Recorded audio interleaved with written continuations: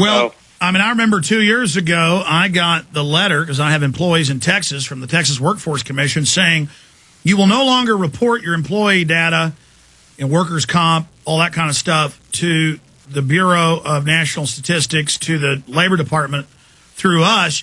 You will report it to the North American Union. And it gave me my North American Union ID number. And then it's one of those things where it happened so close to home, I didn't even cover it for a few weeks. It was so weird. My wife just pointed it out. And then Jerome Corsi at Human Events and WorldNet Daily did report on it. Separately, people noticed. So Mike Rivero comments on that. I mean, that's all this is being conquered. You have private banks come in. They announce new government agencies. They rewrite the laws in a tyrannical way so they control everything, and that's it.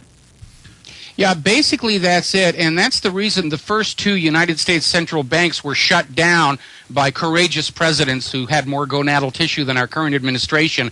And every time there has been a central bank privately owned, it has brought hardship and impoverishment to the American people.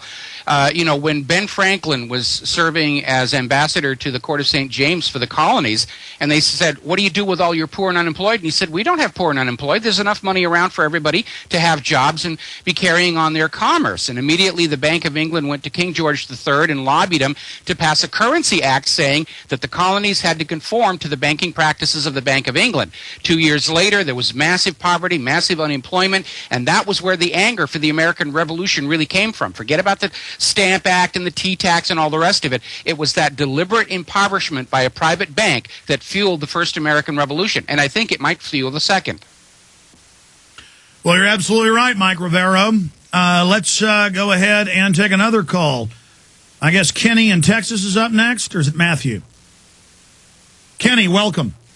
How you doing? I'm a big fan, Alex. I just wanted to call because I kind of had an event the other day, and I just wanted to let you know about it. I stumbled into a volunteer firefighter, and he's FEMA certified through a bunch of different things. And he has been practicing with the Galveston County Office of Emergency Management. And he showed me one of these bracelets that y'all were talking about. These bracelets with this RFID. Yeah, we weren't doing that. It was a medical person with the Army saying they're training with the CHIPs in California, the Highway Patrol, to do this. And then we confirmed in the UN documents they are preparing that. And they've since admitted they're preparing for mass quarantines and lockdowns. That doesn't mean they're going to do it. They're just preparing for it. I want to make that clear distinction there. But go ahead. Yeah, I didn't really, whenever y'all were talking about bracelets, it was kind of, I didn't really believe it. Or not that I didn't believe it, but I just didn't know how it would work. And I went to the Galveston County Office of Emergency website, and they're showing little kids putting on these bracelets on the website. Excuse me? Now I want to put you on hold. I want you to send this to an email address we're going to give you. What's the best one to give him off air? That's a direct line to us. John, give him Hartman's email. So this is the Galveston County Office of Emergency Management. It shows them getting the bracelets that they've had the shots.